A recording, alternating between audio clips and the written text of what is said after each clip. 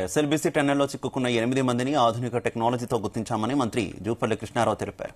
రేపు సాయంత్రంలోగా నలుగురిని బయటకు తీసుకొచ్చే ప్రయత్నం చేస్తున్నట్టు చెప్పారు. మిగతా నలుగురిని తీసుకురావాలంటే మరో 2 రోజులు పట్టే అవకాశం ఉందన్నారు.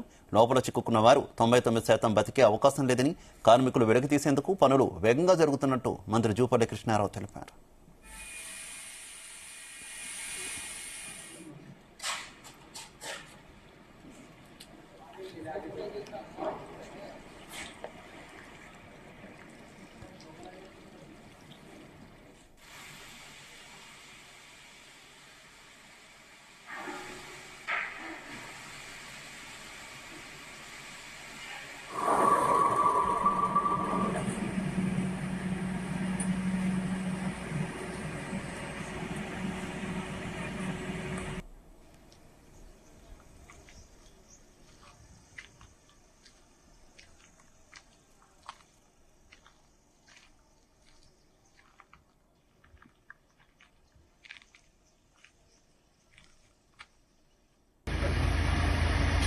can see honorable minister today bag తీసుకుంటారా ఇది తీసుకుంటా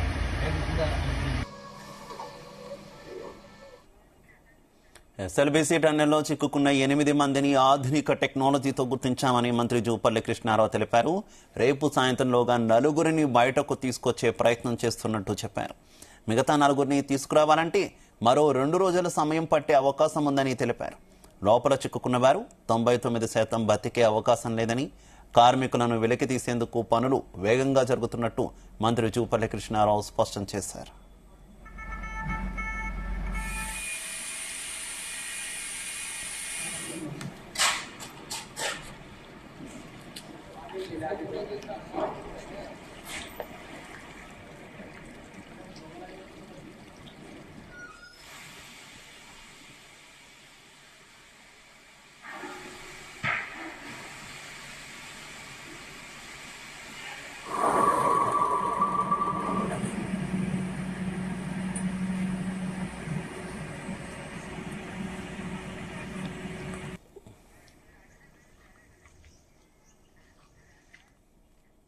ఎస్ఎల్బీసీ టన్నెల్లో చిక్కుకున్న 8 మందిని ఆధునిక టెక్నాలజీతో గుర్తించామని మంత్రి జూపల్లి కృష్ణారావు తెలిపారు. రేపు సాయంత్రంలోగా నలుగురిని బయటకు తీసుకొచ్చే ప్రయత్నం చేస్తున్నట్టు చెప్పారు. ఇక మిగతా నలుగురిని తీసుకురావాలంటే మరో 2 రోజులు పట్టే అవకాశం ఉందని స్పష్టం చేశారు. లోపల చిక్కుకున్న వారు 99% బతికే అవకాశం లేదని తెలిపారు మంత్రి. ఇక కార్మికులను వెలికి తీసేందుకు పనులు వేగంగా జరుగుతున్నట్టు మంత్రి జూపల్లి కృష్ణారావు తెలిపారు. ఇదే విషయానికి సంబంధించి మరింత సమాచారం మా కరెస్పాండెంట్ జానయ్య అందిస్తారు.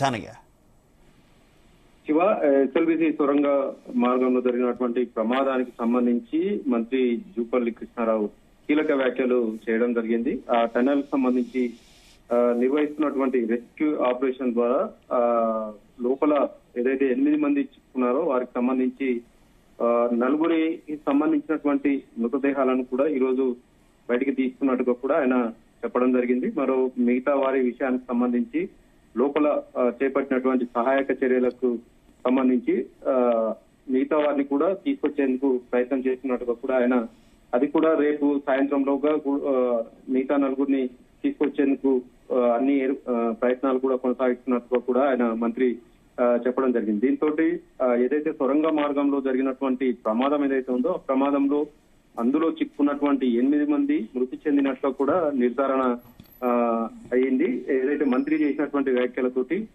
అధికారికంగానే ఈ 8 మంది కూడా మృతి చెందినట్టుగా కూడా ప్రకటించినట్టు అయింది. ఎందుకంటే గత వారం రోజులుగా ఈ రోజు 8వ రోజు కూడా రెస్క్యూ ఆపరేషన్ సహాయక చర్యలు కొనసాగుతున్నప్పటికీ గత వారం రోజుల నుంచి ఈ టన్నెల్ కు సంబంధించినటువంటి ప్రమాదంలో ఏదైతే 8 మంది చిక్కున్నారో మొదటగా వారికి సంబంధించి ప్రాణాలతోటే ఉన్నారనేది కూడా మొదటగా భావించినప్పటికీ అన్ని రకాలుగా అన్ని విధాలుగా కూడా సహాయక బృందాలతోటి రెస్క్యూ ఆపరేషన్ సహాయక చర్యలు చేపట్టినప్పటికీ కొంత ఆ టన్నెల్లో జరిగినటువంటి ప్రమాదం చోటు చేసుకున్న చోట ముందుకు వెళ్ళలేని సిచ్యువేషన్ లో ఈ సహాయక బృందాలు ఇన్ని రోజుల పాటు కూడా కొనసాగడం జరిగింది. అయితే నిన్నటి నుంచి కూడా జీపీఆర్ రాడార్ సిస్టమ్ తోటి ఏదైతే స్కానింగ్ ద్వారా ఈ 8 మంది ఎవరైతే లోపల చిక్కున్నారో వారికి సంబంధించి ఆ బురదలో కూరుకుపోయినట్టుగా కూడా నిర్ధారించడం, ఆ కూరుకుపోయిన చోట కూడా ఈ స్కానర్ ఏదైతే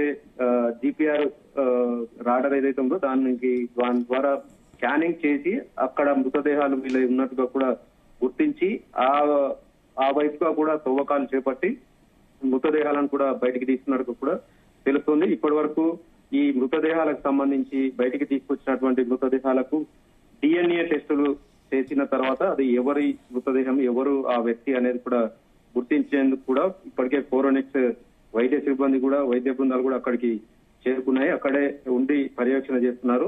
దీంతో పాటు వారి ఎవరైతే ఈ ప్రమాదంలో చనిపోయిన వారు ఉన్నారో వారికి సంబంధించినటువంటి కుటుంబ సభ్యులను కూడా అక్కడికి పిలిపించడం జరిగింది. వారు కూడా అక్కడే వెయిట్ చేస్తున్నారు. ఈ మృతదేహాలకు సంబంధించి మాత్రం ఇప్పటి వరకు 4 మృతదేహాలకు సంబంధించి మాత్రం ఇంకా 4 ఎవరైతే ఉన్నారో వారికి సంబంధించి ఇంకా కొంత ఆలస్యం అయ్యే అవకాశం ఉందనేది కూడా మంత్రి మాట్లాడిన తీరును బట్టి తెలుస్తోంది. లోపల ప్రమాదం జరిగిన చోట ఉన్నటువంటి సిచ్యువేషన్ ఆధారంగానే మొత్తం ఏదైతే సొరంగ మార్గం వెడల్పు 10 మీటర్ల వెడల్పు ఉంటుందో ఆ 10 మీటర్లలో దాదాపుగా 8 మీటర్ల వరకు కూడా కూరుకుపోయి మట్టి రాళ్లతో బురదతోటి ఉండడంతో ఆ 8 మంది అందులోనే చిక్కుకొని చనిపోయినట్లుగా కూడా భావించడం, దానికి సంబంధించి కూడా కొంత అడ్డంకిగా మారినటువంటి ఈ టనల్ పీబీఎం మిషన్ తవ్వే మిషన్ ఏదైతే ఉందో అది దాని శిథిలాలను కూడా ఏదైతే గ్యాస్ కటర్ ద్వారా తొలగిస్తూ ముందుకు వెళ్లడం జరిగింది. ఆ పీబీఎం మిషన్ అవతల వైపు ఏదైతే పీబీఎం మిషన్ ప్రమాదం చోటు చేసుకున్న సమయంలో 2 భాగాలుగా విడిపోవడం జరిగింది. అయితే వెనకకు వచ్చిన భాగానికి అంటే ముందు వెళ్లడంతో ఈ అందులో చిక్కున్నటువంటి వారిని ఆధునిక టెక్నాలజీ తోటి గుర్తించడం జరిగింది.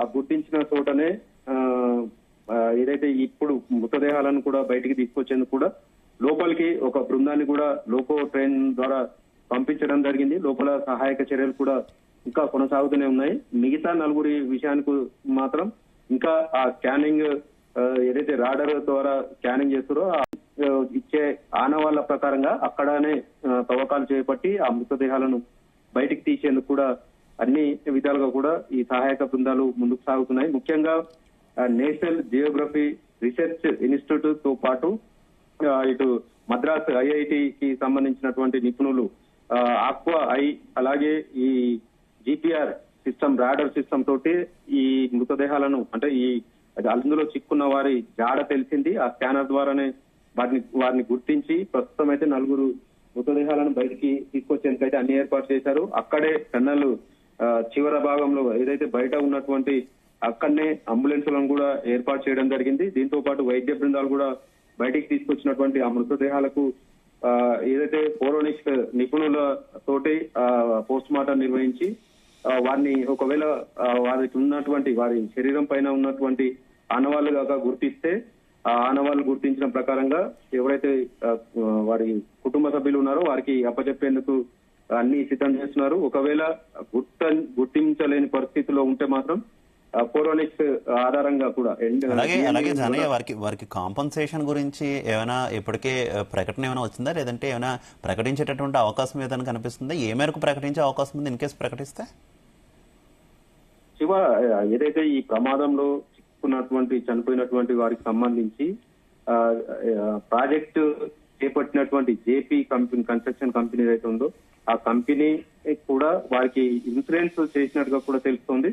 అటు ఇన్సూరెన్స్ కు సంబంధించి ఎలాగో వారు ప్రమాదంలో చనిపోయారు కాబట్టి అది ఇన్సూరెన్స్ ఆటోమేటిక్ గా వారికి ప్రమాదంలో చనిపోయారు కాబట్టి వస్తుంది. కానీ ఈ జేపీ కంపెనీతో పాటు ఇటు రాష్ట్ర ప్రభుత్వానికి సంబంధించినటువంటి ఈ ప్రాజెక్టులో వాళ్ళు పనిచేస్తూ ప్రమాదంకి గురై చనిపోయారు కాబట్టి ప్రభుత్వ తరఫున కూడా వారికి పరిహారం అందించాల్సి ఉంటుంది.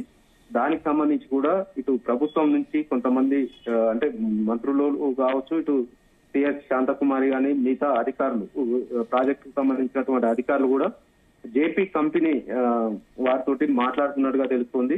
ఈ పరిహారం విషయానికి సంబంధించి అటు కన్స్ట్రక్షన్ చేపట్టినటువంటి జేపీ కంపెనీతో పాటు ఇటు ప్రభుత్వ పరంగా కూడా వారి కుటుంబానికి భారీగా పరిహారం అందించే విధంగా కూడా చర్యలు చేపడుతున్నట్టుగా తెలుస్తోంది. ఆ వేళలోనే ఇటు ఇన్సూరెన్స్ మినహాయించి, ఇన్సూరెన్స్ అనేది అది కామన్ గా వ్యక్తిగతంగా వారికి చేసింది కాబట్టి అది మినహాయింపు చేసిన తర్వాతనే ఇటు కంపెనీ తరఫున జేపీ కంపెనీ తరఫున కావచ్చు, ఇటు ప్రభుత్వ పరంగా వారికి మాత్రం అన్ని విధాల ఈ ఏదైతే పరిహారం అందించే విధంగా కూడా చర్యలు చేపడుతున్నట్టుగా తెలుస్తోంది.